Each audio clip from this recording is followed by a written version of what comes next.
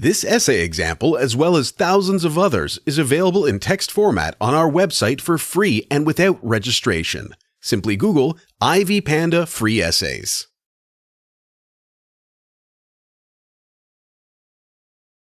Introduction. Doris Kearns was born in 1947 after the Second World War. She grew up in Brooklyn at a time when American teenagers were experiencing a major behavioral change. Indeed, most young girls and boys were undergoing a new phase in their lives marked by rebellion and immorality. Parents, on the other hand, did not understand why their children's behavior had suddenly changed. Most of them were so astounded by this change that they resorted to the use of severe corporal punishment in a bid to try and change their children's behavior. Despite all the changes in Doris Kearns' neighborhood, her life was very different from that of her peers. It was difficult to compare her with any friends in the 50s as she was completely different. This paper aims to elaborate on Doris's life, which differs from her peers in her 50s. Through her childhood, her teenage years, and eventually her career life, Doris Kearns' character came out as unique compared to other girls her age. Main discussion. Right from her birth, everything about Doris Kearns was different from other girls her age. She was born to an Irish father, Michael, and an American mother, Helen. For most of her childhood, Doris Kearns attended the Catholic Church, and so did her parents. This was, however, not the usual way of life for most girls of her age. In the 50s, Catholicism was a relatively new denomination in America. The majority of the people at that time were Protestants. This made life very difficult for young Doris Kearns as most of her friends and schoolmates were Protestants. In her memoir, Doris Kearns described her neighborhood as peaceful and calm. In fact, she compared it with heaven. Goodwin states, "Our street was common land, our playground, our park, our community." In her memoir, Goodwin described her school life as exciting. It was her only way to make friends and playmates.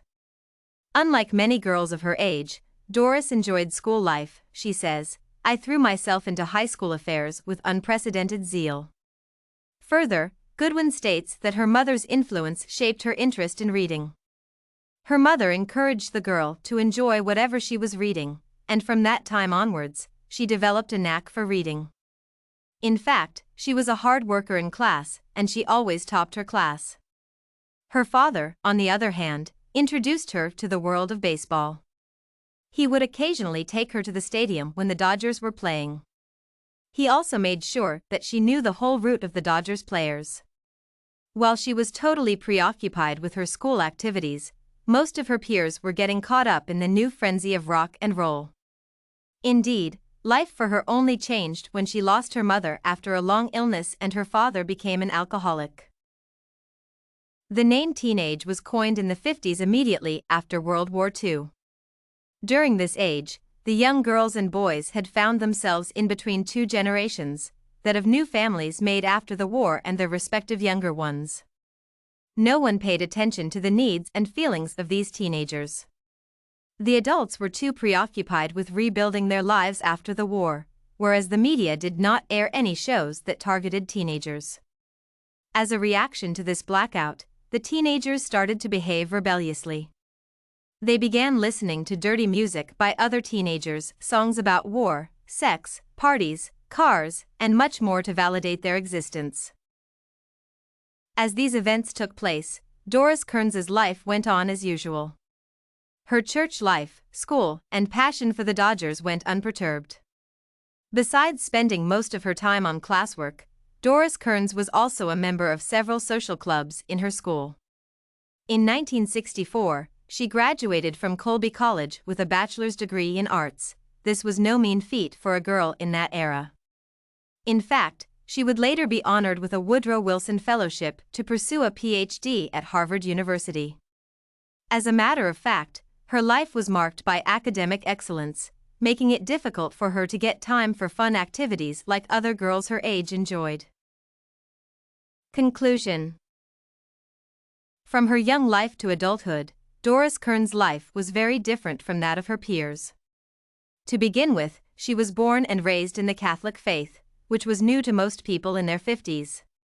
Being an ardent fan of the Dodgers, she was also not considered to be girl-like. After losing her mother and the addiction of her father to alcohol, Doris' childhood was prematurely halted. In addition, Doris never got the time to enjoy her youth as she was completely occupied with pursuing her education.